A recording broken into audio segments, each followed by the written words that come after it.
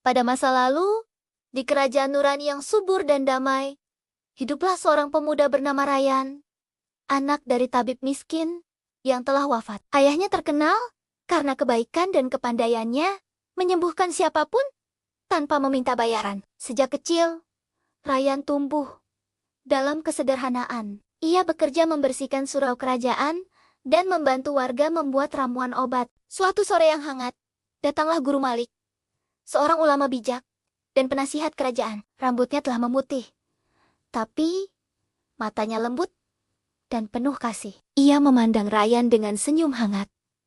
"Wahai anak muda," katanya, "mengapa engkau selalu sendiri?" Ryan menunduk sopan. "Aku tidak punya harta, Guru.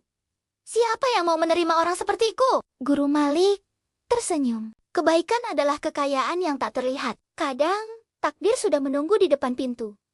Keesokan harinya, Guru Malik membawa kabar yang mengejutkan. "Ryan," ujarnya lembut, "aku ingin melamarkanmu pada seorang gadis bernama Saira, putri Tuan Haran." Ryan terkejut. "Guru, aku hanya anak tabib miskin. Mana mungkin Tuan Haran menerima?" Guru Malik menepuk bahunya. "Aku mengenal ayahnya. Ia akan mengingat kebaikan yang pernah dilakukan ayahmu." Dengan hati berdebar, Ryan pergi ke rumah megah Tuan Heran. Ia menyerahkan surat lamaran dari Guru Malik. Tuan Heran membaca surat itu perlahan. "Lamaran untuk anakku dari pemuda miskin?" tanyanya. Heran. Ryan menunduk hormat. "Benar, Tuan. Aku datang dengan niat baik." Saat itu, dari balik tirai muncul Saira, putri tunggal Tuan Haran.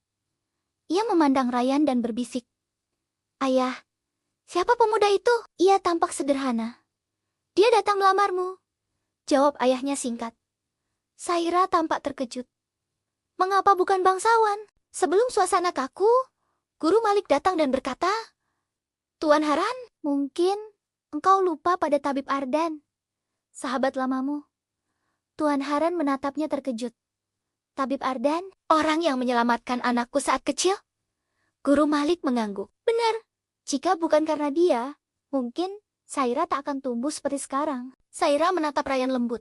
"Jadi, ayahmu yang menolongku waktu kecil?" Ryan tersenyum. "Ayahku hanya ingin melihat orang lain sembuh dan bahagia." Air mata Saira menetes. Tuan Haran menunduk. "Aku malu telah menilai dari harta." Guru Malik berkata bijak. "Kebaikan berputar, menunggu waktu untuk kembali." Hari itu, lamaran diterima. Tuan Haran berkata, "Kita akan rayakan pernikahan sederhana, tapi penuh doa."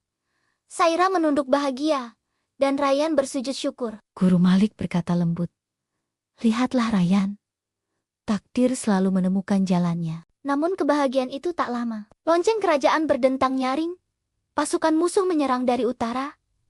Ryan gelisah. "Haruskah aku menikah saat negeri ini berduka?" Guru Malik menjawab, "Ikuti hatimu." Keesokan paginya, Saira mencari Ryan di surau. "Aku dengar engkau akan ikut berperang," katanya. Lirih. Ryan mengangguk. "Aku tak bisa tinggal diam sementara rakyat menderita. Setelah negeri aman, aku akan kembali."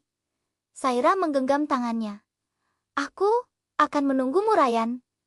Aku percaya Tuhan menjaga orang yang tulus." Hari itu, Ryan berangkat dengan pedang peninggalan ayahnya. Ia berjuang dengan gagah, melindungi banyak prajurit muda. Namun, di ujung pertempuran, ia terluka parah. Dengan senyum tenang, ia memandang langit, seolah melihat cahaya yang memanggilnya pulang. Guru Malik mendekati jasadnya dan berbisik, "Engkau bukan hanya anak tabib, Ryan. Engkau penyembuh bagi hati kami semua." Beberapa hari kemudian, kabar duka sampai ke istana. Saira menangis dalam pelukan ayahnya. "Ayah, aku kehilangan seseorang yang bahkan belum sempat kuucapkan cinta." Tuan Haran berkata, "Nak, ia pergi dengan cara paling mulia." Saira pergi ke taman surau, tempat Ryan biasa duduk membaca kitab. Di sana ia menanam bunga putih sambil berdoa.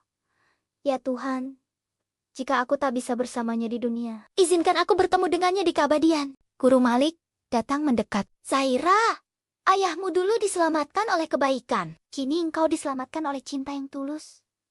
Saira mengangguk. "Aku akan hidup meniru ketulusan mereka. Waktu berlalu.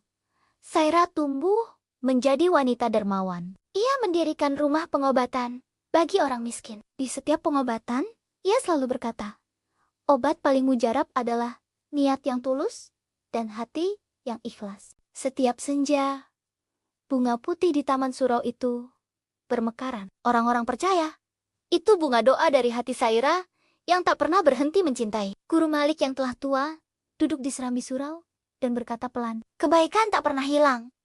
Hanya menunggu waktu untuk kembali dalam bentuk cinta. Subscribe. Ja, Dongeng Hikmah Nusantara. Kisah Harayan dan Putri Saira mengajarkan bahwa kebaikan yang tulus tidak pernah hilang, hanya menunggu waktu untuk kembali. Cinta sejati lahir dari keikhlasan, bukan dari harta atau kedudukan. Pengorbanan yang dilakukan dengan niat murni akan selalu berbuah keindahan, bahkan setelah seseorang tiada.